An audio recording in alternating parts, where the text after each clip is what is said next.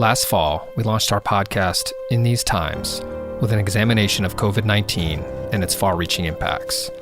This season, we're focusing on Black lives and exploring the nation's complex history with race. We'll consider some challenging questions. Who controls the narrative about the U.S.? How far have we moved beyond our history of enslavement and Jim Crow? Are we at a moment of reckoning? In these times, knowledge is more important than ever. Today we speak with a professor of Sociology, Africana Studies, and Education, and two professors of Criminology about topics ranging from residential segregation to technology's role in police reform. How has discrimination in all its forms changed in the past decades, and what methods of institutional reform might pave the way for equitable outcomes? Welcome to Episode 3, Institutionalizing Racism.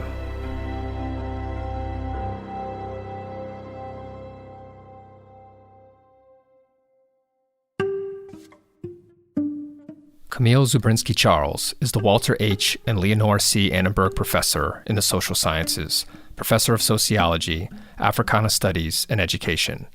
Her research interests are in the areas of urban inequality, racial attitudes and intergroup relations, racial residential segregation, minorities in higher education, and racial identity. In her book, Won't You Be My Neighbor? Race, Class, and Residence in Los Angeles, Charles explores how modern racial attitudes shape and are shaped by the places in which people live. If you think about the origin of segregated neighborhoods, right, it was purposeful, and it had nothing to do with what non-whites wanted, right? It was led by federal, state, local governments, and individual white homeowners in particular, to maintain segregation because, that was not only the law of the land, but certainly we are a nation founded on the idea of Black inferiority. And because we have never really dealt with that origin story, right, that original sin, we don't educate our children in a way that would address that and then begin undoing it, right? So that for everything that we might see in society that we would think would make it better, I think there's too much that remains in our society, beginning with, K-12 education, that really just perpetuates that origin story, or at least the piece of it that suggests that somehow slavery wasn't so bad and Blacks are to blame for their subpar economic position, right? That if they just worked harder, if they valued education more, that they wouldn't be in the position that they're in, not really understanding that having put them in this position, that Blacks do end up disproportionately living on welfare, relying on underground economies to make ends meet. And so they then perpetuate in some ways the stereotypes that whites used in order to keep them from being equal participants in, the economy and the polity in the first place. And so you sort of have this vicious cycle.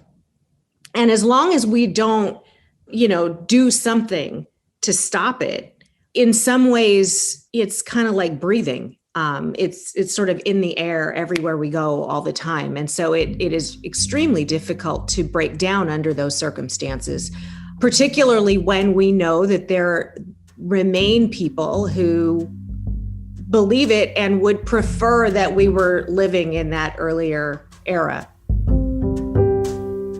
Professor Charles says individual attitudes and decisions often perpetuate discrimination and segregation, whether intentional or not. Living in segregated neighborhoods precedes negative attitudes about different people, right? And so most of us grow up in segregated circumstances, and thereby we perpetuate this. But I think it's important to think about the real estate market, for example. Yes, it's a structure and it's an institution, but it's made up of individuals who are making individual decisions based on either their own attitudes and perceptions or their beliefs about the markets they serve. So if I'm a realtor and I serve, Chestnut Hill, And I think that most people in Chestnut Hill would be reluctant to have more than a very few non-white neighbors of a certain stature. I'm not going to show them houses in that area. And it may not even be a conscious decision. Okay. So it's the kind of thing that you have to be sort of consciously aware that it's a thing that's out there, that I am impacted by it, whether I want to be or not, and that I have to actively work not to be. And that's, that is probably as exhausting as it is for people of color to sort of navigate spaces and have to realize that not everything is racial. Right? Sometimes somebody's just having a bad day. Professor Charles explains that discrimination isn't always overt, and that terms like white hostility can describe more subtle forms of prejudice. I think the important thing for whites in particular to understand is that when people of color talk about white hostility, it is not entirely about actual violent hostility. It's really about, again, just the cold shoulder kind of behavior that can make you feel unwelcome. The questioning, who are you and why are you out here and what are you doing kinds of behaviors, the being followed in your own neighborhood by the police who patrol the neighborhoods, right? These are the kinds of behaviors that whites will say, well, they're just doing their job. It's not really a big deal, not really recognizing that it actually is, because they're not following your kids, right? You're not being invited to participate in certain things in the community. You feel safer walking around in the community than I do. So, I think that's a really important thing in this moment where, the worst thing that could happen to a white person is to be labeled a racist. And what they're thinking is what we saw in the Capitol or what we saw in counter protests at Black Lives Matter protests, right? They're thinking about militiamen and, Klansmen and Aryan Nation, neo-Nazi kind of people. And that's not that, I am highly unlikely to come face to face with that in my life, but I experience white hostility almost every time I venture off my street, because my street is all Black.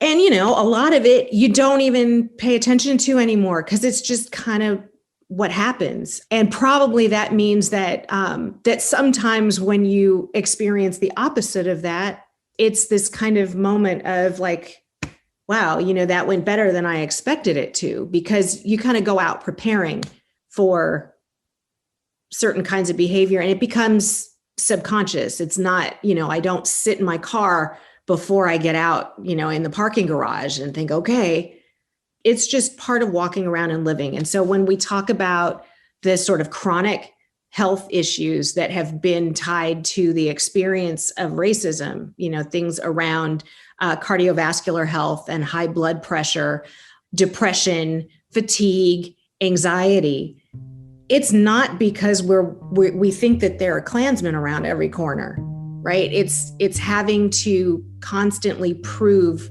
that we belong in particular spaces.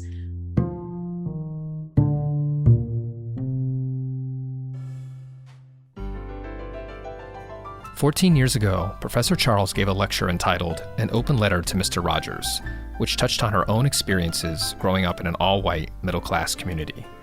In that talk, she touched on these same themes: the damaging social and economic impacts of residential segregation and the persistence of racial discrimination in determining who was allowed to feel like they belong.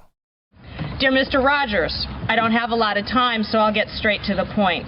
As a child in the late 60s and 1970s, growing up in an all-white, middle-class, bedroom community in Southern California, your show, Mr. Rogers' Neighborhood, was my favorite. It wasn't so much about the content or even particular episodes as it was, and still is, the song. I have always wanted to have a neighbor just like you. I've always wanted to live in a neighborhood with you. Imagine my surprise to see you, a middle-aged white man, singing to me. The neighborhood you sang about was one that I dreamed of, one where my African-American mother and I would be warmly welcomed, where we would belong. Don't get me wrong, nothing really bad ever happened to us there, but I also never quite felt like I fit in, really fit in. Still, there were the occasional racial slurs and lowered expectations, and these left me on edge, waiting for that next isolated incident. My life there and your inspiration fundamentally shaped the way that I think about neighborhoods. In fact, they are something of an obsession. You see, I watched your show religiously just to hear that song, hoping that someday, somehow, I would see the day when your neighborhood, the one I imagined at least, was a reality not just for me, but for our country as a whole. Unfortunately, I don't see this happening in my lifetime, or even in the lifetimes of my two young daughters, now 6 and 2. As we become increasingly diverse racially and ethnically, we have remained residentially segregated along racial and ethnic lines. This has always been true for African Americans, but it's increasingly true for Latinos as well. Our schools have also resegregated along racial and ethnic lines. This lack of cross-cultural contact makes it highly unlikely that we will all be getting along anytime soon. In fact, at the rate we're going, Mr. Rogers, it will take 150 years to achieve true racial residential integration. I wish people understood that neighborhood racial integration isn't just about learning to get along and be friendly with one another. It's essential for equality of opportunity and access. Where we live shapes all of our life chances, and segregation leaves blacks and Latinos at much higher risk for hard lives filled with poverty, ill health, exposure to crime, and schools ill-equipped to provide even the most basic education. These neighborhoods, I'm afraid, look nothing like yours did. And you guessed it, this just feeds into all of white's negative stereotypes about blacks and Latinos and the resentment that many blacks and Latinos feel toward middle-class and affluent whites. After more than a decade of research, Mr. Rogers, I'm afraid that prejudice and discrimination, not ethnocentrism, are the attitudes that drive where we prefer to live. For blacks and Latinos, fear of white hostility reigns supreme. In all of this, we've somehow forgotten the obvious. We all want the same things for ourselves and our families. Safe neighborhoods filled with a sense of community and acceptance, a place where children attend high-quality neighborhood schools filled with teachers who care about them and play with friends at local parks that are clean and well-lit with safe playgrounds and effective supervision. Neighborhoods like yours, Mr. Rogers. Integrating our neighborhoods is the best shot we have at eradicating economic inequality, something that is important to us all. Trouble is, it seems that others of my generation may have watched your show, but they failed to realize that you were singing to them too. Thank you. After a year marked by protests for racial justice, what has changed? What has stayed the same? I think it doesn't surprise me that I thought that then, because I think I've thought that way for most of my life. And I don't blame any individual people, right? And I think I'm more optimistic now, right? What I tell myself on days like January 6th is that there are more people on my side today than there were when my mom was watching people get blown over with fire hoses and attacked by dogs in the 50s and 60s in rural Alabama, right? That there is more of government is on my side now than was the case then. And that the civil rights movement really was the catalyst for so many other movements, and that this is bigger now than just racial justice, which means that we're not alone in that either. And so if I'm optimistic about anything, it's that. I'm really concerned about, you can't unring this bell. It's not like day after tomorrow, it's all going to go back to the way it was. It's not. And it's going to be years undoing this. So I am hopeful that there are more people who are ready to be vigilant and to understand that this isn't just something, and again, this is part of the problem with the way that we're taught history, right? We're taught that we had slavery, it wasn't so bad, it didn't last very long, and then Lincoln freed the slaves. And then we're taught that there was this civil rights movement, and it was really great because we had Martin Luther King, and then we passed civil rights legislation, and then everything was great. And one of the things that I try to talk with students about is that no, that they spent decades, all day, every day, fighting for that. this is not a thing that we can just be outside when it's warm protesting, and then when it's cold, go inside. Like it doesn't work that way. And I think that people understand that better now after the last 4 years, I think. Professor Charles says that violent events, like the attack on the Capitol on January 6th, while shocking to many, do not necessarily come as a surprise. I was telling somebody recently that, when I was it must have been 5th or 6th grade, I wrote a report for school on the Klan. And I've basically sort of been concerned about what happened January 6th ever since I wrote that report. So, my lived experience and the lived experience of all kinds of people of color has been one where we knew this could happen again. And, this is not the kind of paranoia that I would want to have confirmed. But yeah, so I mean, it's a scary thing, and but it's really not difficult to predict if you're paying attention.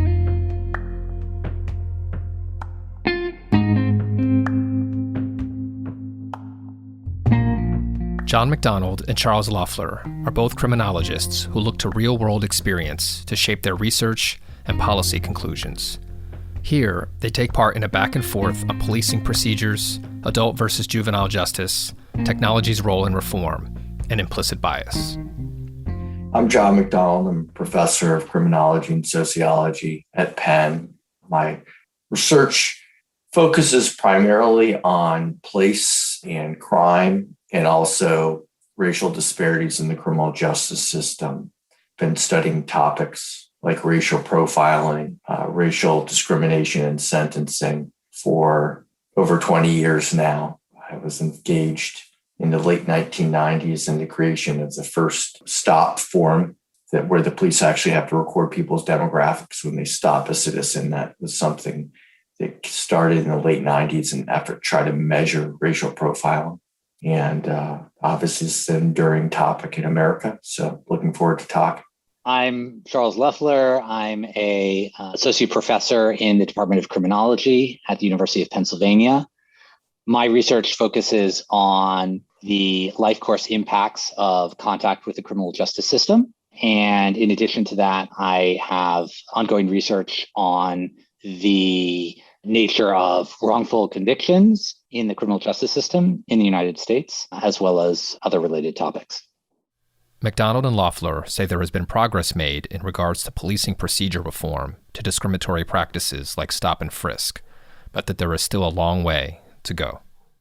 People have been studying, pointing out, but also studying empirically racial discrimination in the criminal justice system for almost 100 years. Empirically, Thorsten Celine, for example, professor of sociology at Penn, published a paper in the late 1930s pointing out that there's racial disparities in sentencing, that if you looked at the sentences people got for different offenses, they seemed to be racially and ethnically disparate. But one of the challenges, so when I started studying this topic more in depth in graduate school, is we didn't have data. We had data on sentencing and what happens given someone's arrested, given someone's convicted, and then we can look at how that varies based on people's race or ethnicity or other attributes. But we generally didn't have much data on what happens when people interact with police and it's not officially results in an arrest. That issue, it's been a perennial one that criminologists started studying in the late 60s, concerned with discrimination and just in general trying to understand how police make the decisions they do. And in the 1990s, it became even more important initially with a focus, kind of a reform effort in the 1990s around community policing and the effort to try to understand, how do police actually engage with the community? How can they do it more effectively and fairly? And then in the late 1990s, there was a recognition that often recognition that people just know from talking to individuals, but a recognition from actually looking at survey data that African Americans in particular were more likely to be subject to stops traffic stops that seem to occur for innocuous reasons, not clearly like necessarily a traffic violation, which, raised the issue of racial profiling. And so the fact that now we don't have to pay people to necessarily ride along with the police themselves can be videotaped in their interactions. And so that's created a whole nother effort to think about how to reform police and all kinds of police interactions, including racial disparities and racial discrimination, by looking at video cameras and looking at them systematically. When it comes to quantitative analysis of police discretion, technology is one tool, but it's not perfect by any means. One question I'd sort of pose to John is, you're describing this fascinating continuum of accountability. So the use of paper forms as a mechanism of accountability for the police use of discretion, eventually the rapid adoption of body-worn cameras as a technology of accountability. And then you also mentioned this sort of more civilian use of technology in the form of cell phones as well. Did you have any thoughts on the relative efficacy of these different tools or the common challenges that they face in, the organization and management of police use of discretion in dealing with citizens and civilians? Yeah, that's a good question. I mean, I think in every reform effort, you see some reliance on the idea that technology is going to lead to some change in organizational and human behavior. I mean, you see that from even, the adoption of radio calls and the patrol car, the idea that would reduce corruption because officers would be less, have to respond to calls and not just be hanging out in the community. But ultimately, you have to have incentives in organizations to hold people accountable. And you have to have a method where the technology or the data is being captured routinely and being audited for the quality, to assure that it's, that you're actually getting kind of a representative picture of what's happening. The big challenges are, how's the data being collected? Is it being collected accurately? And that piece, I think, is typically missing in the reform efforts. That reminds me of a very interesting conversation I was having recently with a jurisdiction that did adopt the use of video recording of custodial interrogations. And this was in the wake of a scandal with respect to eliciting of false confessions and coercion in the context of custodial interrogations. There was the adoption of the technology of recording, and the initial set of recordings that resulted included a series of very inappropriate interrogations. And we still need a lot more research on this, but I think one of the interesting questions is, what is that feedback loop? If you don't use that recording as part of training and retraining and review to make sure that, to your point, quality is being achieved, then it's just going to record whatever the standard operating procedures actually look like. Lofler says juveniles are especially vulnerable once they enter the criminal justice system. So we've long aspired to have a juvenile justice system that was more cognizant and responsive to the different developmental needs of youth who come into contact with the police or the justice system more broadly. And that is a process that began at the end of the 19th century and rapidly progressed throughout certainly the United States and the world to develop an entire parallel justice system that would be more developmentally appropriate. And that has been, even since its founding and to this day, very much a work in progress. And so, when we first created a juvenile justice system, we often date it in the United States to around, 1895, with developments in the subsequent decades. We created a juvenile court, and the idea being we want this developmentally appropriate court where judges were not going to enforce the criminal law, but they were going to be appreciative of everything else that's going on in a youth's life and what could be done to set them on a better path to be more supportive. And we've oftentimes seen that when there's fears about youth crime, as we saw particularly in the late 80s and early 90s, that there can be a retreat from some of the best science that we have about the minimizing the risks of the justice system exacerbating the challenges that justice-involved youth have through its intervention. We have been working towards a more developmentally focused justice system, not just for young children, but also recognizing for adolescents, there might be the need to do things differently, and that may extend even into the late teens and early 20s. And that's been something that over the last 5 years, I've spent a lot of time looking at. How do we think about the impacts of some of these latest generation of reforms for understanding the most efficacious way of handling youth who are justice involved? Technology can be even more problematic in a juvenile setting. Charles, what do you think about videotaping in the sense of with juveniles that have specific protections? What are the challenges around, videotaping, interrogations, being questioned by the police? I mean, one thing that comes to my mind is the fact that most people in general, right, and kids especially, don't realize that police are allowed to deceive them, that deception is permitted. I mean, you're raising a really important point, which is that the adoption of a technology such as videotaping, custodial interrogations, is interacting with a whole bunch of other policies and rulings, which sometimes blunt the expected effect that it has. The fact that police are allowed to engage in deception is one sort of dramatic example of that. But even if we put that aside for a moment and said, we're going to assume that mostly police are not using deception in most of these custodial interrogations, we see that there's a lot of trust that goes on in these interrogations. There's a lot of cooperation. So if you're watching your favorite Law and Order series, you would be left with the impression that most interrogations happen very quickly and that they can tend to be very combative. And, the best research that we have is that most people are pretty cooperative. In some cases, they believe that there is a misunderstanding that their cooperation will help resolve. And in the context of that cooperation, they end up giving statements, including statements that can be recorded, that make them look more involved than they actually are. Right. This has been an issue that's come up also with body-worn camera footage for police officers. What's the policy around when they turn it on?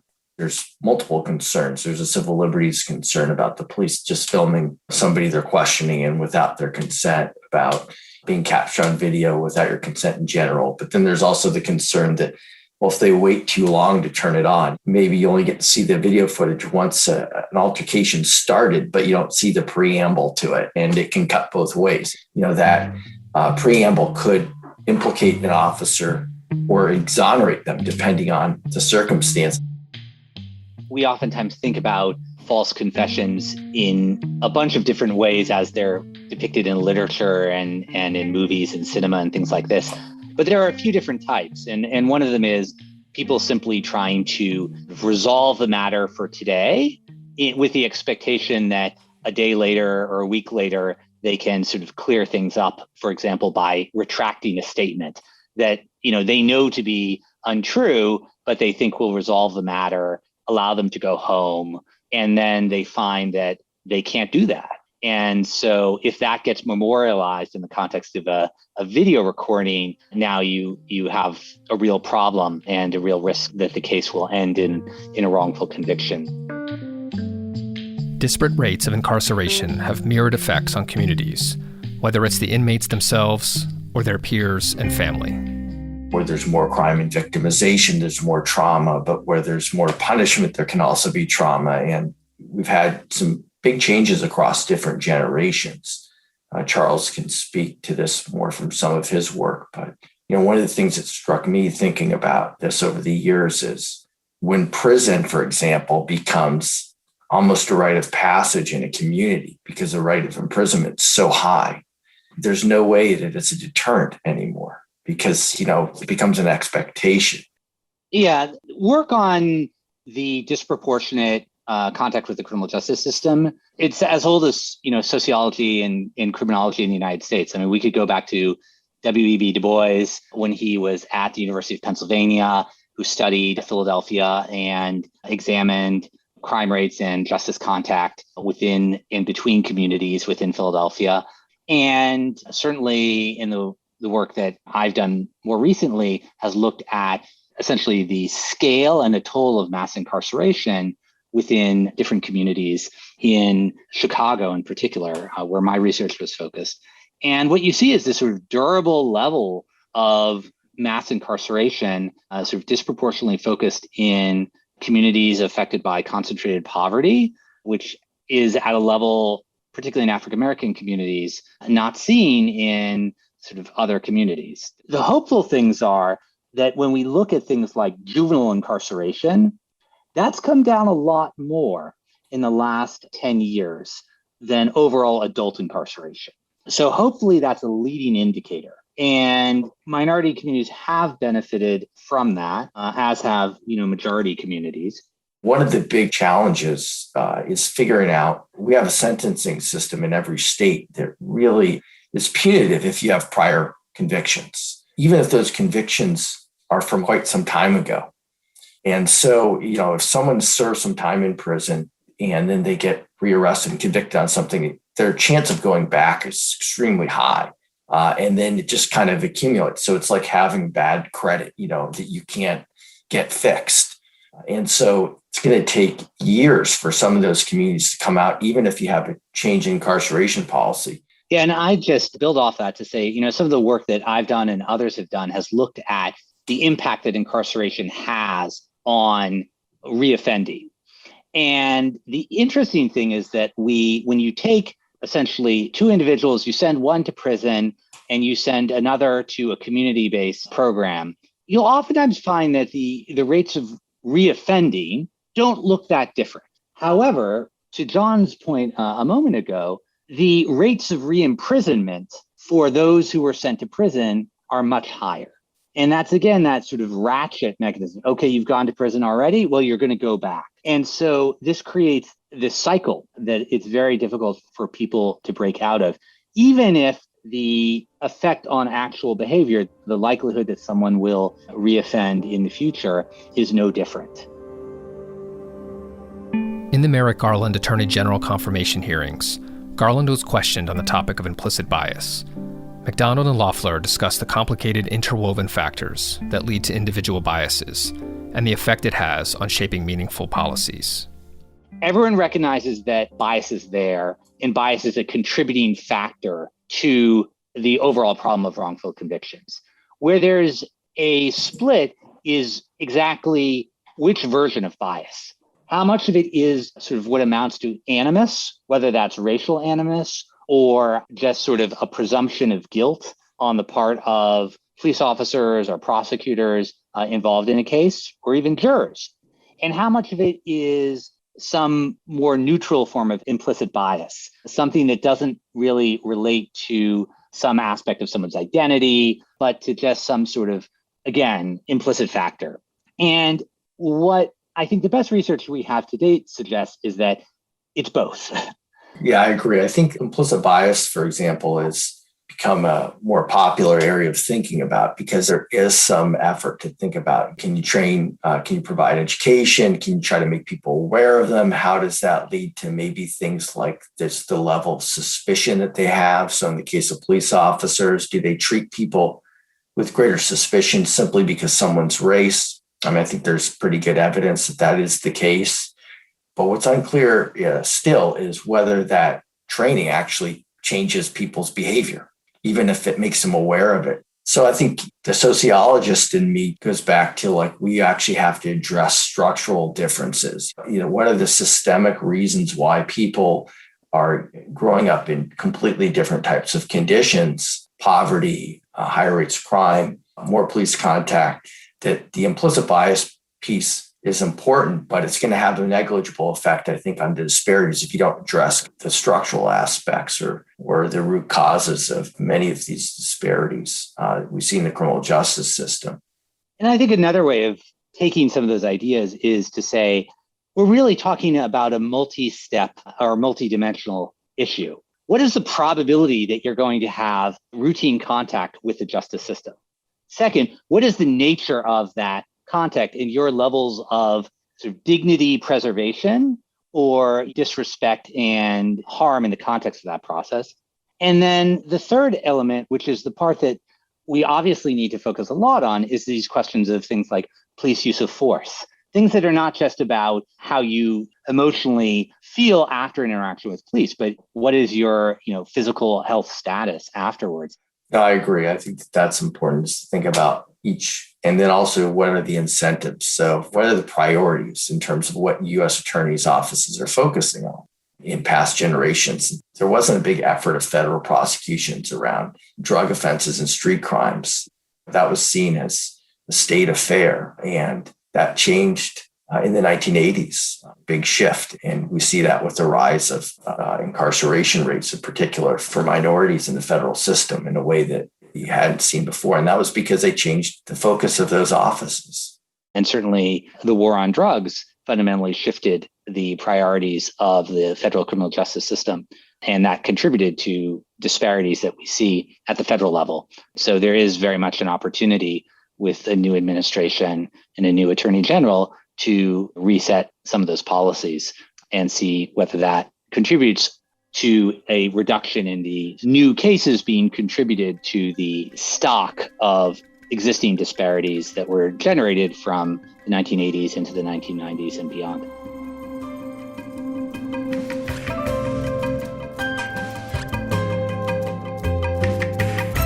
This wraps up episode 3, Institutionalizing Racism.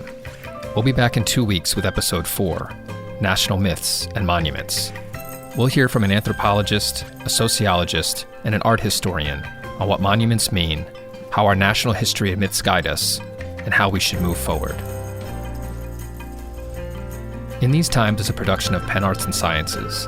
Special thanks to Professors Camille Charles, John McDonald, and Charles Lofler. I'm Alex Shine. Thanks for listening. Be sure to subscribe to the Omnia podcast by Penn Arts and Sciences on Apple iTunes, wherever you find your podcasts, to listen to all 6 episodes of Season 2 of In These Times, Black Lives and the Call for Justice.